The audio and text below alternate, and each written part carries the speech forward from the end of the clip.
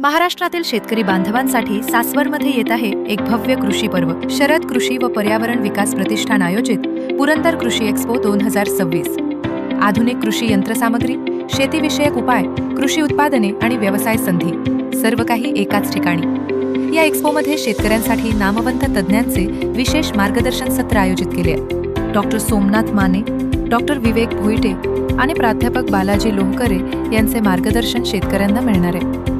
तसेच श्री जयदेव बर्वे, श्री शेखर गायकवाड आणि श्री प्रतीक मोरे यांचेही उपयुक्त मार्गदर्शन होणार आहे. शेतीतील नवीन तंत्रज्ञान, कृषी उत्पादने, तज्ज्ञांचे मार्गदर्शन आणि व्यवसाय संधी जाणून घेण्याची ही सुवर्ण संधी आहे. कृषी एक्स्पो सोबतच ऑटो एक्स्पोमध्ये विविध वाहनांचे नवीन मॉडेल्स, माहिती आणि बुकिंगच्या संधीही उपलब्ध असतील. शेतकऱ्यांसाठी दररोज 100 लकी ड्रॉ बक्षिसांची संधी उपलब्ध आहे. सहभागी होण्यासाठी 7/12ची प्रत सोबत आणावी आणि अंतिम दिवशी मेगा ट्रॅक्टर लकी ड्रॉची सुवर्ण संधी. दिनांक 22 ते 25 मे 2026. वेळ सकाळी 9 ते सायंकाळी 9.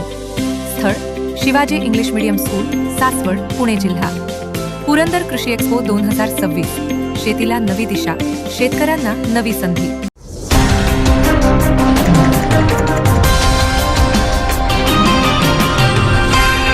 संध्या लाईव्ह, आवाज महाराष्ट्राचा. नमस्कार, मी सुद्धा संध्या लाईव्ह मध्ये आपलं सगळ्यांचं स्वागत. भारताच्या सरन्यायाधीशांच्या विधानाचा निषेध करण्यासाठी सुरू करण्यात आलेल्या कॉक्रोच जनता पार्टीचे एक्स अकाउंट बंद करण्यात आले. गेल्या काही दिवसांपासून इंटरनेटवर या पक्षाची जोरदार चर्चा सुरू आहे. अवघ्या 6 दिवसांमध्ये भारतीय जनता पक्षालाही मागे टाकून लाखो फॉलोअर्स कमावणाऱ्या कॉक्रोच जनता पार्टीच्या एक्स हँडलवर कारवाई करण्यात आली. आता ते थेट बंद करण्यात आले. विशेष म्हणजे अवघ्या तासाभरापूर्वीच या सोशल गटाने संस्थापक अभिजित दिपके यांनी आपले सोशल हँडल बॅन होऊ शकतात अशी शक्यता वर्तवली होती. त्यानंतर थेट एक्स अकाउंट बंद करण्यात आले.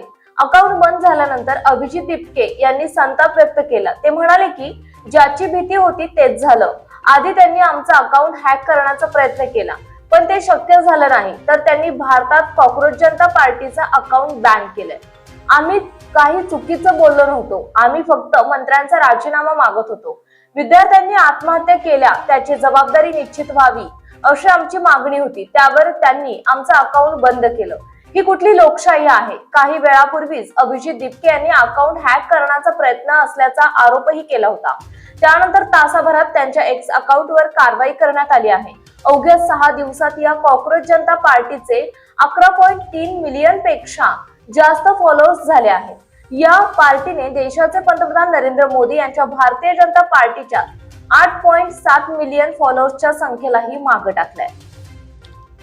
हेलो एवरीबॉडी, जिसका डर था वही हुआ. पहले इन लोगों ने हमारा अकाउंट हैक करने को ट्राई करा. जब इनसे हैक नहीं हुआ तो अब इन्होंने हमारा ट्विटर हैंडल इंडिया में बंद कर दिया है, बैन कर दिया है. आप सभी लोग देख सकते हैं ट्विटर पर जाकर कि हमारा कॉक्रोच जनता पार्टी का ऑफिशियल ट्विटर हैंडल अभी इंडिया में नहीं दिख रहा है किसी को भी.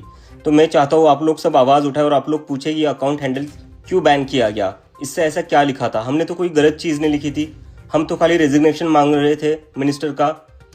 वो स्टूडेंट ने सुसाइड की तो उसके बदले हम कुछ अकाउंटेबिलिटी चाहते थे और बदले में इन्होंने हमारा अकाउंट डीएक्टिवेट कर दिया. तो ये कहाँ की डेमोक्रेसी है? आप सभी ये सवाल पूछो.